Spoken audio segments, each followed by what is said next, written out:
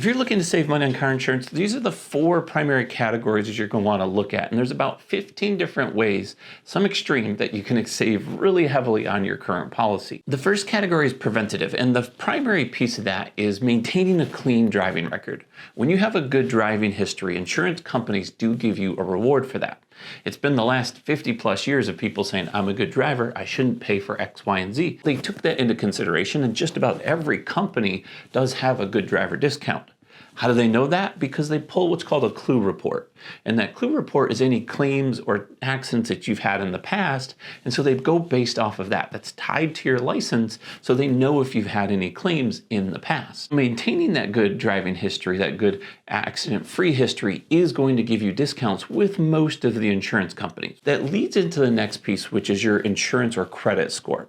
That also plays a major factor. Good driving history and good credit are built up to something that's called an insurance score. And when you have good credit and good driving history, you're going to get a better deal with the companies that you're going to go to. Most to every insurance company have tiering systems, and it's essentially their version of risk. You're going to notice that your credit's going to pay the largest factor, and your driving history mixed with that insurance score. Now, you don't have to get too confused because there's not a ton you can change with this. Essentially, if you have good credit and you don't have accidents, you're good. That all makes up what's called an insurance score. They take that insurance score, each company is different, and they match that with the location. That's the third piece. The location that you live in plays a large factor.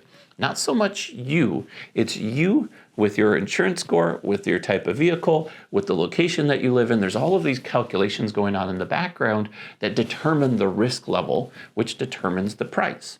If you have a lot of people that you're around and you're living in a high-risk zone, then you're going to pay more. And if you have X insurance score or X car, commonly company A has a lot of claims for that. Company B may not. That's why shopping with independent agents who can shop multiple companies tend to win most of the time. They can shop you around, and when company A isn't a fit, they shift you over to company B, or at least get you information on company B so you can make an informed decision. The other preventative way to do that is to avoid risk. And we just mentioned that is avoiding the high location, avoiding any type of risk driving, which is at night driving, which is speeding, which is all of the things, right? If you have good history, you have good insurance score, and you have a low risk, especially with where you live, you're going to have the better prices. You're going to save more on your current policy. If you already have your current policy in effect and you're coming up on a renewal and you know that your insurance score, or AKA credit, has gotten better, talk with your agent, have them rerun your insurance score, because they don't constantly check them. It's checked once, and then every random so often, maybe a year from now, maybe 5 years from now, they'll recheck that. You likely could save even a few $100s on your current policy without changing anything. The next piece that you could do is lower the mileage that you drive. If you commit to driving less miles, then you can let the agent know, hey, is there a discount if I have less miles? You can pay that ahead of time, so you can actually reduce the cost by driving less miles. Now, be careful, because they are going to check or ask you to approve the mileage and have you sign off on it. So if you're signing off that you're driving X amount of miles and you're not, you may owe premium back. It's not likely that they're going to go chasing you down for mileage, but in some companies, if it's a problem and you like that company you're with and they're having issues with too many drivers, with too many miles, then that could play a very large factor and lower the cost that you pay. Now, the other companies that don't have that issue, you're only going to see a minimal discount there. It just depends on the company that you're currently with. That also leads into the next piece, which is really preventive, is just responsibility, right? If you're a responsible driver, responsible everything, you're likely not going to have the next piece, which is a lapse in insurance. Not everybody knows insurance, so there's a little bit of a gap there. If you don't understand it and you're like, okay, well, I don't have a car, or you got in an accident, or X, Y, or Z happened, and you had a one-day lapse, you didn't pay the payment, or your credit card expired and it missed it, there's a chance that you're going to pay more than what you were before with a lapse. Especially if you're shopping around and you've had a lapse, it's going to show more of a risk to these other insurance companies that you're trying to join that you've had some issues in the past. Now, it's not the end-all be-all. That doesn't mean you can't save money if you're checking with different companies or looking for a different insurance company. It just means that the risk has changed, and if you get better with that and you keep going 6 months, 12 months, 48 months, 5 years, whatever that case is, the longer that you have the same policy, the better deal you're going to get with most companies. It does technically cap out with actually every company I've seen at about 5 years. Once you've hit 5 years of having the same insurance, you've done whatever those things are, the things that we mentioned, then you're likely going to get the premium pricing by having that loyalty discount, having that low mileage, having the good insurance score, having no claims. All of those pieces are going to build up. And then pretty much every company is going to want your business. It's not going to be a matter of who's the best fit. It's going to be a matter of who wants my business and who's going to give me the best rate. Keep in mind that doesn't mean that the best rate is the best company. There's a ton of differences between each company. There's benefits with some, there's claim issues with others. So you've got to be very careful. That's why working with an independent agent can make all of the difference. If you are shopping around for insurance, I'll put a link in the description below where you can actually talk to an independent agent. They usually shop with multiple companies and they can give you an idea. Yeah, X company might be $10 a month more, but they give you all of these pieces or these discounts, which actually make it cheaper in the end. So there are benefits that you can get. I'll put that link in the description below if you are interested in checking with some other options available. That leads us into the next category, which is the obvious. There's really only two pieces to this category. One, we just mentioned, is to shop around. Link in the description, you fill it out, you shop, you check other companies, or you just say, forget that, I just want to call my agents. I want to call 4 companies, 5 companies and work with them. That's fine. That's like perfectly okay. Or I go onto one of those comparable websites, fill out my information, and I get 10 phone calls, right? So now you can do those different ways.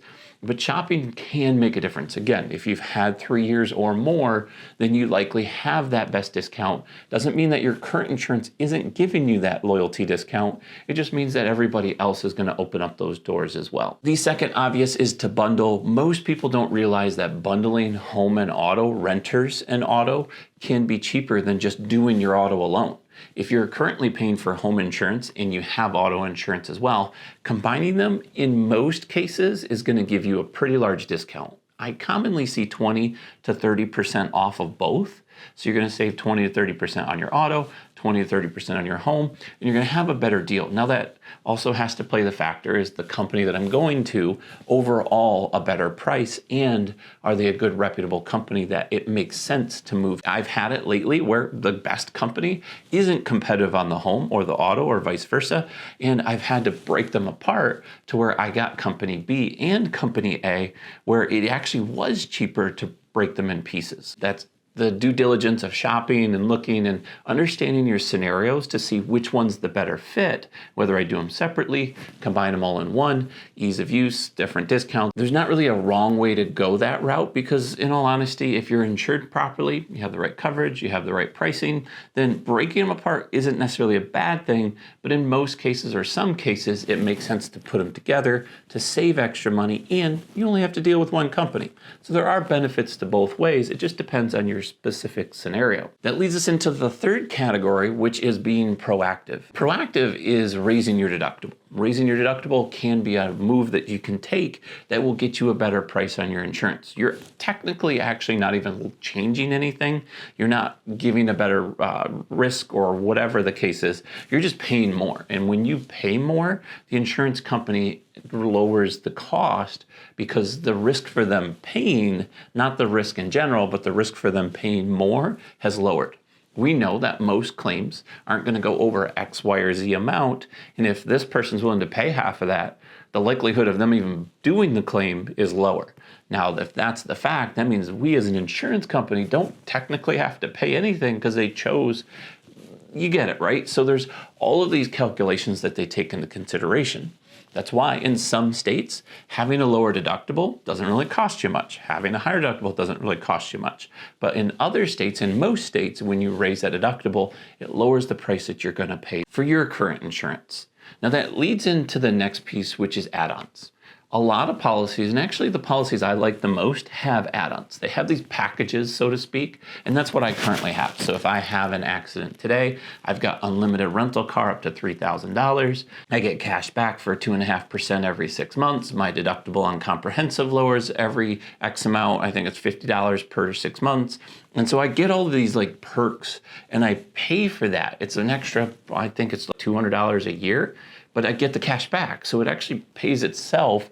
It's just I'm saying, okay, I'm going to challenge myself and say, as long as I don't have any at-fault claims, no speeding tickets, then I get all of these perks that come with those deals. So there are usually some caveats that you have to meet or some guidelines that you have to meet for some of those, but you don't have to have those. So if I wanted to save the extra money and say, forget the unlimited rental car, I'll just deal with X amount a day and I'll drive a cheaper car if I have to. I'm not gonna go rent a Porsche, which would be fun if I had an accident. That's fine, I can forget that. Forget the unlimited rental road service and towing. I can just bypass that and just do the regular membership where I do it through my cell phone or whatever the case is.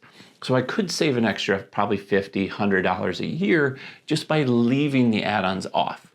Most companies and most of your quick dial agents aren't going to add those anyways because they're trying to find you the cheapest deal. If you're looking for the basics, that's where most companies start price-wise, so they're competitive. They grab your attention and then they let you know, oh yeah, there's these options. Personally, I like to just look at your whole policy, look at your profile, age of drivers, number of drivers, claims you've had, accidents, insurance scores. What are you overall looking to be covered for? Do you need an umbrella? All of these pieces that you should carry, let's go over that first. Let's determine what you should have, and then let's focus on the price. That way we can at least know what we're looking at, and then if we don't need these extra pieces, we can pull them off. If they're not important to you, there's no reason for you to even have them. Which leads into your interaction with the agent. That's the other proactive way for you to save on your insurance, is speak with your agent as far as reviewing your policy. If your agent isn't once a year at least understanding your scenario, then you probably should be looking at some other options. One, have my discounts changed? Am I part of a new alumni group? Am I a new engineering discount? Am I part of the Harley Davidson club? All of these pieces that might be discounts, not all companies offer it, but most of them do. And if that's the case, then you should be getting that additional discount that you could already have on your current policy. Should we do the fourth piece in this category, which is telematics? That's where we're going to test our driving history and say, okay, you are a good driver. We understand that. Your history shows it. There's a discount for that. It's automatically applied. Now, do you want to prove that you are a really good driver? That's called the telematics. And the telematics is essentially your smart ride or your snapshot that Progressive offers or whoever company. They all have them. It's where they're gonna watch your driving history. You're essentially giving up your rights for X amount of days for the 90 days and you're trading your information for their discount. So you're gonna say, watch me brake, watch me accelerate, watch me the times I drive for the next 90 days. When they show you on this app or this plug-in device and it shows you your record, you can see every day how good of a driver actually are you, and if you are, how big of a discount can you get? To date, I think my best discount for a customer has been over $1,000. So there are some pretty large discounts in the telematics alone if you're willing to take that next step to show that you are that better driver. That leads into the fourth and last category, which is extreme moves that you can make. What are the things that you can do immediately that can cut the bill down drastically? First one is remove any risks. If you have a driver in your house that doesn't drive your cars, or if they're listed on your policy, it may make sense to exclude high-risk drivers. Now keep in mind, there's a lot that goes behind that. I'm not telling you to do so. I'm not legal advice. You figure out your own policy. Talk to your own agent or fill out the link in the description below. In this case, if there are high-risk drivers in your home that are being rated on your policy, then it might make sense to exclude them. That will probably knock off several $100s, if not thousands of dollars in general. The next extreme move that you can make is to downgrade the vehicles that you have. I have so many people, and I'm included in there, where I gotta have at least a 5-year or 8-year or 10-year. I can't go over a 15-year-old car. But if I have those and I'm not carrying that full coverage, it's less that I have to pay. So not having the newest, the fastest, the car with the turbo, the all-wheel drive, WRX, Subaru, all of those pieces, like the fun cars, financially it might not make sense to keep for your insurance purposes. Don't get me wrong, I'm all for that, and I love having a nice car. I love having all of the toys and the things. But if you're in certain locations, certain credit score, certain all of these things, and you have a nice car, the cost goes up. That's an extreme way to lower the cost on your current policy. And you guessed it, the next extreme is to move. The lower zip code, find somewhere that you can live. That's probably not gonna save you anything because now you gotta pay the cost to live in a higher, nice zip code. I don't know the zip codes. It's not a public information where they say these zip codes. The main reason that isn't public is because Every company rates everything differently. And again, that's why you work with multiple places to get different options.